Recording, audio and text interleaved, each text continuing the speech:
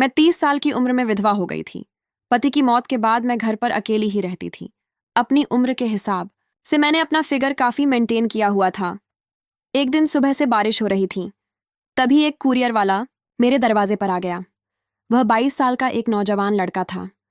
बारिश की वजह से वह काफी भीग गया था, इसीलिए मैंने उसे अंदर बुला लिया। हम दोनों आपस में बातें करने लगे। तभी मैंने नोटिस किया कि वह मेरे खूबसूरत जिस्म को ही घूर रहा है। जब मैं उसके लिए चाय बनाने जाने लगी, तभी उसने मुझे अपनी बाहों में भर लिया और फिर हम दोनों ने हेलो दोस्तों, आज की इस रोमांचक कहानी में आप सभी का स्वागत है। मेरा नाम महिमा है। पति की मौत के बाद मैं अकेले घर पर रहती थी। मैं 30 साल की उम्र में ही विधवा हो गई थी। 30 साल की विधवा होते हुए भी मैंने अपने बदन को काफी मेंटेन किया हुआ था। एक दिन सुबह उठकर मैं रसोई घर में चाय बना ही रही थी कि तभी हल्की हल्की सी बारिश होने लगी। मैंने चाय के साथ गरम गरम पकौड़े भी तल दिए। इसके बाद तौलिया और नहाने के बाद पहनने वाले अंदरूनी कपड़े बाथरूम में रख दिए। चाय बनाने के बाद मैंने खिड़की बंद कर दी और टीवी की आवाज तेज कर दी। मैं डांस करने लगी और मस्ती में खुद को दीवार पर लगे बड़े आईने में देखने लगी।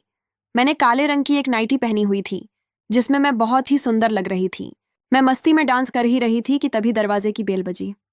मैंने टीवी की आवाज कम कर दी और एक दुपट्टा सिर पर रख लिया। मैंने दरवाजा खोला तो बाहर कुरियर वाला खड़ा था। वह 22 साल का एक जवान लड़का था, जिसका बदन काफी सुडौल था। वह पहले तो मुझे काफी देर तक देखता रहा और फिर बोला, मैडम, महिमा के नाम से आपका पार्सल आया है। मुझको तुरंत याद आया कि मैंने एक ऑनलाइन शॉपिंग साइट से अपने लिए एक सूट बुक किया था। मैं बोली, हाँ, मेरा ही नाम ही महिमा है। लड़के ने मेरा कुरियर मुझे थमा दिया और साइन करने के लिए मुझे पेन दिया। पेन देते समय उसके हाथ मेरी उंगलियों को छू गए थे। मैंने एक नज़र उसकी ओर देखा और दस्तखत कर दी।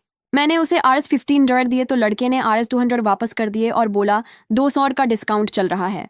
मैंने उस लड़के को बड़े ही ध्यान से देखा, जिसने आज के बेईमानी के ज़माने में भी ईमानदारी से सच कहा और $200 वापस कर दिए। थोड़ी देर बाद वह लड़का बोला, मैडम, थोड़ा पानी मिलेगा। मैंने पूरा दरवाज़ा खोला और बोली, तुम तो काफ़ी भीग गए हो, अंदर आ जाओ। वह अंदर आ गया। मैंने अपना सूट अलमारी में रखा और रसोई घर में पानी लेने चली गई। अब मैंने अपनी छाती से दुपट्टे को अलग कर दिया था। कुछ देर बाद मैंने लड़के को पानी दिया।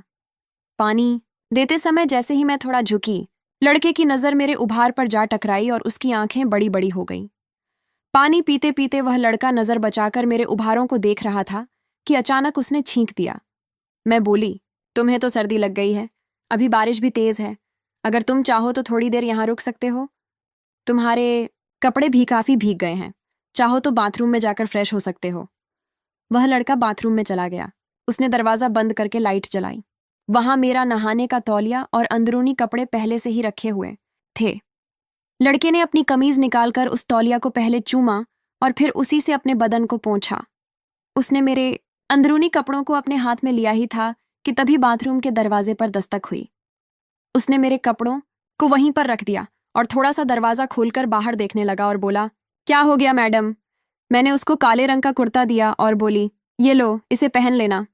लड़के ने वह कुर्ता पहन लिया और अपनी कमीज सूखने के लिए डाल दी। लड़के ने बाथरूम में बहुत समय लगाया। मुझे समझ नहीं आ रहा था कि इतनी देर से वह कर क्या रहा है।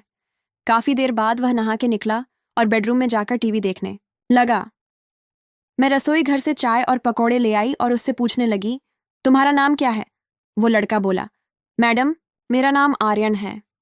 मैं 1 साल से कुरियर डिलीवरी का काम कर रहा हूँ, पर पहली बार आप जितनी नेक औरत मिली है जिसने मेरे साथ इतना अच्छा व्यवहार किया है।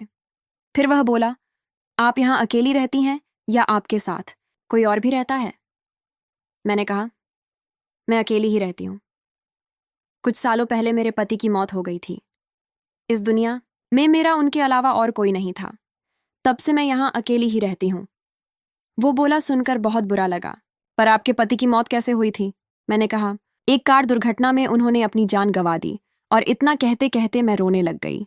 आर्यन ने मेरा दुख बांटने की कोशिश की और अपने बारे में बताया कि उसने ग्रेजुएशन तक पढ़ाई की है और वह इस शहर में पिछले 1 साल से रह रहा है।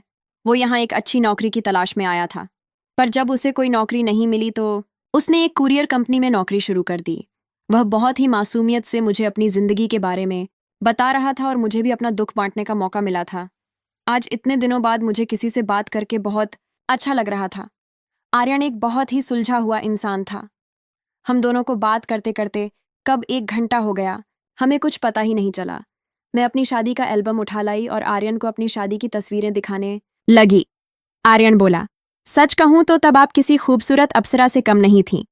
मैंने मुस्कुराते हुए कहा, और अब क्या? अब मैं अप्सरा नहीं लगती? बस इतना बोलकर मैं मुस्कुराते हुए खाली प्लेट और कप लेकर रसोई घर में चली गई। मैंने आर्यन से कहा, तुम यहीं बैठो, तब तक मैं नहा के आती हूं। मैं नहाने की तैयारी कर रही थी और मैं यह भी नोटिस कर रही थी कि आर्यन सिर्फ और सिर्फ मेरी खूबसूरती ही निहार रहा है। मैं नहाने के लिए जा रही थी कि तभी वापस बेडरूम में आ गई। मुझे देखकर आर्यन हैरान रह गया। मैंने पूछा, तो बताओ, कैसी लगी मेरी शादी की एल्बम?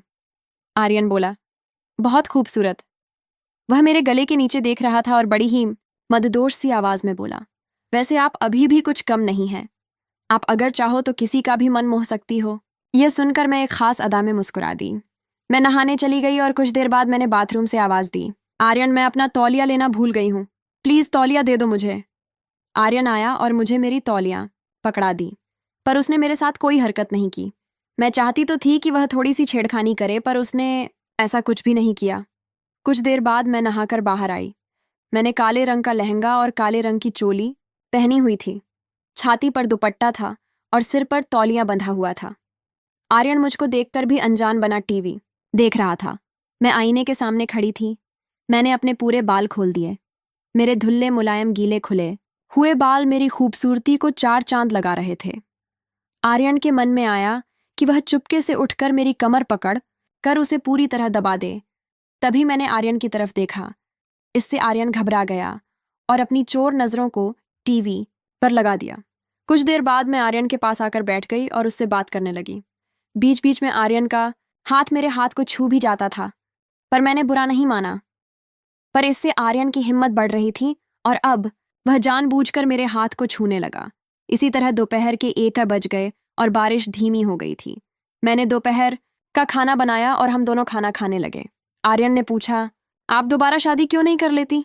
आप तो अभी जवान हैं और वैसे भी कोई पागल ही होगा जो आपसे शादी करने के लिए मना करेगा। मैं बोली, तुमने अभी तक शादी क्यों नहीं की? आर्यन बोला, माँ तो कई बार जिद करती हैं शादी के लिए, पर मैं ही टाल देता हूँ। मैं उनसे कह देता हूँ कि अभी तक मुझे कोई लड़की पसंद नहीं आई है, जब पसंद आएगी तो कर लूंगा। मैंने पूछा, तो कैसी लड़की पसंद है तुम्हें? वो बोला, वही जो आपकी तरह समझदार हो, घरेलू काम जानती हो, जो मुझे रोज गरम गरम चाय और बिल्कुल आप जैसे पकौड़े बनाकर खिला सके। मैं उसका भाव समझते हुए बोली, पर आर्यन, मैं तो तुमसे 8 साल बड़ी हूँ और विधवा भी हूँ। आर्यन बोला, तो क्या हुआ? आपके पति की मौत एक हादसे में हुई थी, पर इसका मतलब यह तो नहीं कि आप जिंदगी भर अकेली रहो। आपको भी खुश रहने का हक है और मैं आपको खुश रखूंगा। मैं अपनी चिंता जाहिर करते हुए पूछा, पर क्या तुम्हारे माता पिता मानेंगे? तुम एक जवान लड़के हो। अगर तुम एक विधवा से शादी करोगे तो हो सकता है कि तुम्हारे माता पिता तुमसे बात करना बंद कर दें। आर्यन मुझे समझाते हुए बोला, अरे शादी मुझे करनी है या मेरे मम्मी पापा को? तुमने वह कहावत नहीं सुनी कि जब मियाँ बीवी राजी तो क्या करेगा काजी? शाम के 4 बज चुके थे। तभी आर्यन के फोन पर एक कॉल आया। उसकी मम्मी ने फोन किया था। वह बात करने के लिए रसोई घर में चला गया। मैं दीवार से कान लगाए आर्यन की सारी बातें सुन रही थी। आर्यन ने भांप लिया था कि मैं पास में ही हूं। तभी आर्यन बोला, नहीं मम्मी, अब आपको कोई लड़की देखने की जरूरत नहीं है। मुझे यहाँ एक लड़की पसंद है और मैं उसी से शादी करूंगा। यह सुनकर मैं शर्मा गई और नजरें बचाकर आर्यन को देखने लगी। इसके बाद आर्यन ने फोन काट दिया और मैं पीछे से आकर उसे लिपट गई। आर्यन ने मुझे अपनी बाहों में भर लिया और तभी बारिश दोबारा शुरू हो गई। मैंने आर्यन को रोका। मैं बोली, अगर बुरा ना मानो तो आज यहीं रुक जाओ। आर्यन का भी मन कर रहा था मेरे साथ पूरी रात रुकने का। मैंने कहा, मैं रसोई घर में सो जाती हूँ, तुम यहीं बेडरूम में सो जाओ। वो बोला, अरे ऐसे कैसे? ये घर तुम्हारा है, तुम बेडरूम में सो जाओ। मैं किचन में सो जाऊंगा और वैसे भी मुझे ज्यादा आराम की आदत नहीं है। मैंने कहा, हाँ, अभी यह घर तुम्हारा नहीं है, पर शादी के बाद तो तुम्हारा भी हो जाएगा।